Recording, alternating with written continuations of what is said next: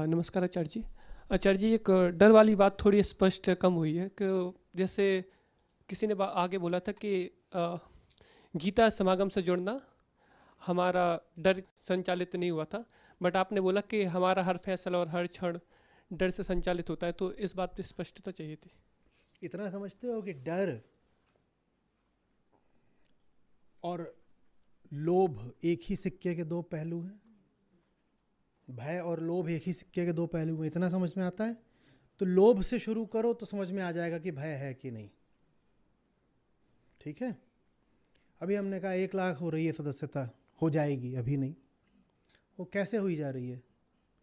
अचानक से इतने गीता प्रेमी पैदा हो गए देश में, तो कैसे हुई जा रही है? 50 50 50 कमल, 50 कमल, 50 50 50 50 50 50 50 50।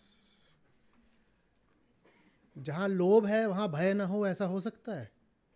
बोलो बोलो, हो सकता है? बस जिस चीज का लोभ है उसी को गंवाने का भय आ जाएगा। न जाने कितने हैं जो भली भांति जानते हैं, उनके अब बहुत बहुत महीने हो गए यहाँ पे,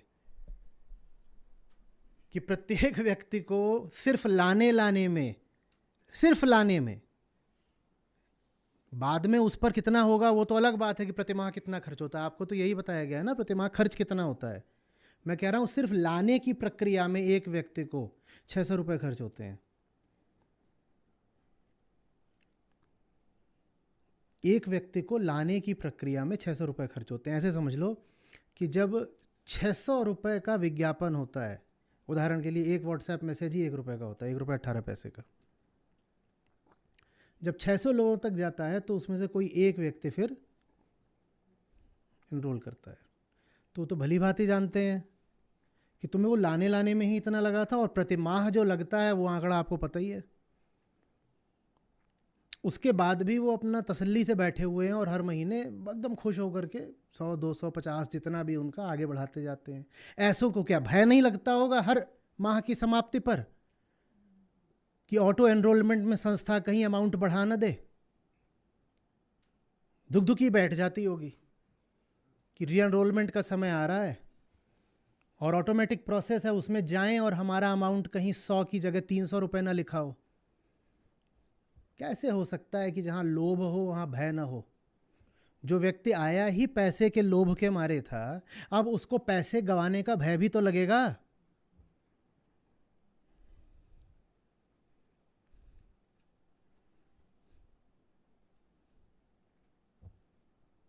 और ये मैंने एक विशिष्ट भय की बात करी है, और 50 तरीके के भय होते हैं।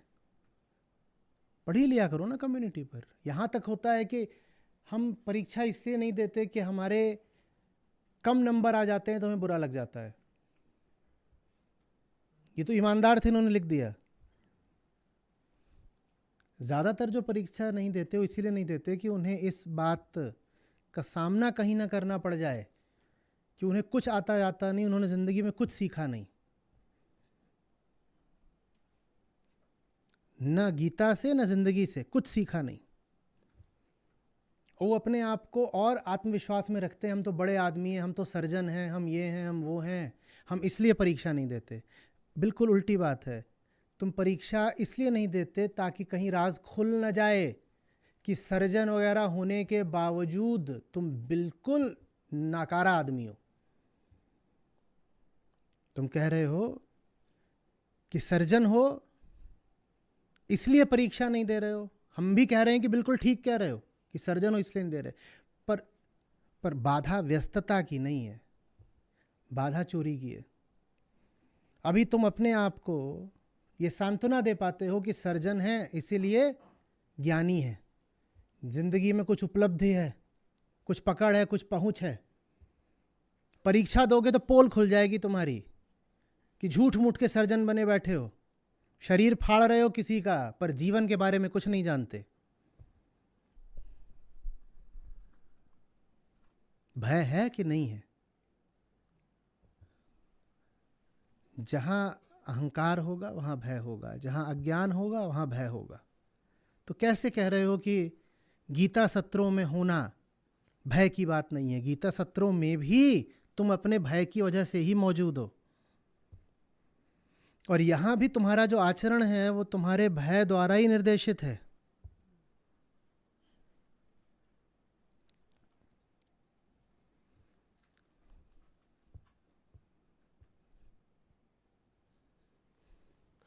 आचार्य जी, एक मेरे साथ भी अनुभव हुआ था कि मैंने ऐप पे कुछ ऐसी एक्टिविटी कर दी थी जो मुझे नहीं करनी चाहिए थी। तो एक सदस्य का कॉल आया मेरे पास, तो उन्होंने बोला कि अब से वो करोगे तो संस्था से निकाल दिए जाओगे। तो उस क्षण के लिए मुझे समझ में आया कि भय क्या होता है, संस्था से निकलने का भी। ये तो ये समझ नहीं आ रहा तुम यहाँ बैठे कैसे हो।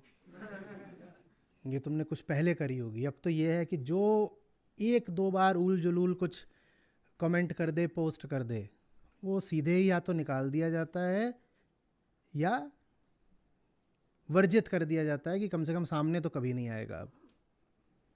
क्योंकि अब इतना धीरज ही नहीं है कि बार बार बार किसी को चेतावनी दो, बर्दाश्त करो।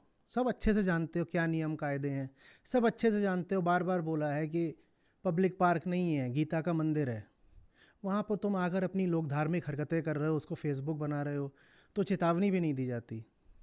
सिस्टम पीछे से खुद ही तुम्हारा पत्ता काट देता है।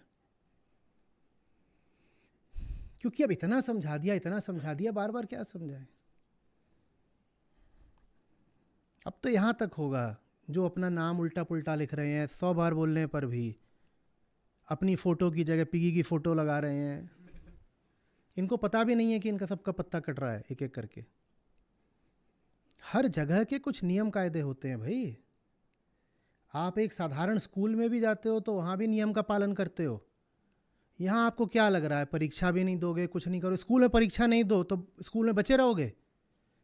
स्कूल में परीक्षा नहीं दोगे तो स्कूल से निकाल दिए जाओगे ना। तो यहाँ परीक्षा नहीं दोगे तो क्या संस्था तुमको रखे रहेगी? दामाद हो, कौन हो? निकलो अपने। नहीं, ये तो मेरा फ्री विल है ना। अपना फ्री विल अपने स्कूल में क्यों नहीं बोला? कॉलेज में अटेंडेंस नहीं होती थी तो कॉलेज से निकाल दिए जाते थे ना, या बोलते थे मेरा फ्री विल है, मैं अटेंड करूंगा तो करूंगा, नहीं तो नहीं करूंगा। तो यहाँ भी अटेंड नहीं करोगे तो निकाल दिए जाओगे, और वही कम्युनिटी के स्वास्थ्य के लिए भी बेहतर है। हमें बस कोई भीड़ थोड़ी ही खड़ी करनी है।